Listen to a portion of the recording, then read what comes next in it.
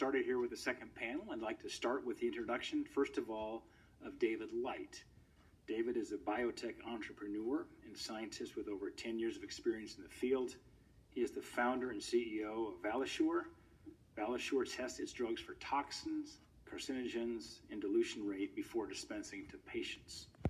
David helped found, fund, and invent the core technology at Valisure and is named inventor on numerous patents.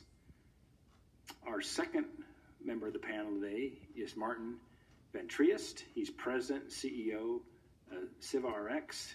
CivRx is a nonprofit, non-stock corporation founded in 2018 and is part of a new U.S. government-funded partnership to produce essential generic medicines and their ingredients in the U.S.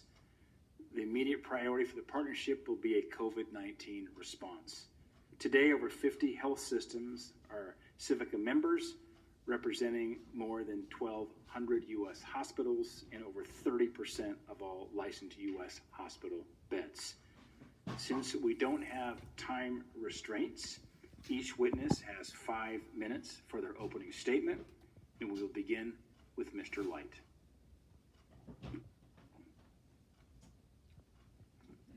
Chairman Grassley, Ranking Member Wyden, and members of the committee, thank you for the honor of being able to speak before you today. I'm the founder and CEO of Valisure, where our mission is to help ensure the safety, quality, and transparency of medications. And we do this with a very simple but novel approach. We check. Valisure is the only pharmacy that checks the chemistry of every batch of every medication at no additional cost to patients. This is particularly important given our nation's heavy reliance on overseas manufacturing and COVID-19 putting additional strain on an already stressed system. Valisure currently rejects over 10% of the medication batches we test due to a variety of product defects.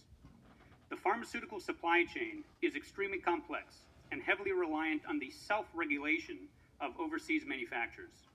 When you buy a bottle of medication, it's like buying a used car. Those pills are often already a year or two old, have traveled thousands of miles, and touched dozens of hands. No one buying a used car is satisfied to know that the original manufacturer said it's good. You want a Carfax report. You want to see a 100-point inspection on that car. None of that transparency is available for medications. While the FDA cannot do everything or be everywhere, we strongly believe that more can and must be done. The idea of independently checking drugs may be new to industry, but not to the academic world. However, warnings from academics have unfortunately been largely ignored. A grim example of this is the drug Zantac. In 1977, senators sat in this very building and listened to testimony that certain drugs are unstable and form the extremely potent carcinogen NDMA. Similar concerns were raised a year later at a summit held by the World Health Organization and the United Nations. Zantac has the exact chemical structure to form NDMA that the scientific community warned about, and yet the drug was approved only a few years later. In the following decades, dozens of studies implicated Zantac as chemically unstable and easily prone to forming NDMA, but these papers had practically zero impact. By the 1990s, Zantac had become the top-selling drug globally and among the most commonly prescribed to treat acid reflux in pregnant women and infants. It was not until 2019, 36 years after the drug's approval, that Valisure performed the simple action of independently checking generic Zantac syrup prescribed to our co-founder's infant daughter. The results were so dramatic, we immediately took the drug off our formulary. But we were not satisfied by simply publishing our findings in a journal. We petitioned the FDA directly, we spoke to press, we did not back down from the crystal clear science that Zantac is fundamentally unstable and should be taken off the market. 2 months ago, after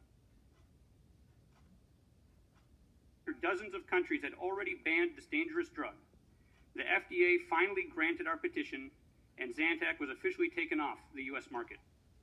Without independent testing and the drive to make it broadly transparent, Zantac would have remained on the market for many more decades to come. The immense value of independent testing does not have to be limited just to Valishure's pharmacy. I believe there are 2 clear paths to applying independent analysis throughout the U.S. First is a data-driven approach, drug quality scores. Results from independent chemical analysis can be combined with broad regulatory data and boiled down into quality scores that can be as simple as a red, yellow, green rating that provide transparency to any drug purchaser. Buyers can use this guidance to buy green, occasionally yellow, and avoid red. A landmark paper by leaders from 8 prominent healthcare institutions was just published on this approach last week. Additionally, for a handful of important drugs that are particularly vulnerable to quality issues, there is a more definitive solution, what we call certified drugs. By employing independent batch testing of drugs up to the manufacturer level, we can weed out poor quality batches and bring certified medications to millions of Americans, regardless of which pharmacy they go to. This is entirely reasonable to do for critical drugs such as metformin. Metformin is the top diabetes drug and the 4th most prescribed medication in the U.S., with over 80 million prescriptions a year. Balisher has published 2 studies showing that approximately 40% of metformin products are contaminated with the carcinogen NDMA above FDA acceptable limits. This means millions of Americans are taking a drug every day that contains a carcinogen that absolutely should not be there. In summary, we have very serious problems in the drug supply chain that are caused by a very complex set of factors, all of which are made worse by COVID-19. It is imperative that we act quickly to better protect the American public. And above all, independent scientific analysis cannot continue to be ignored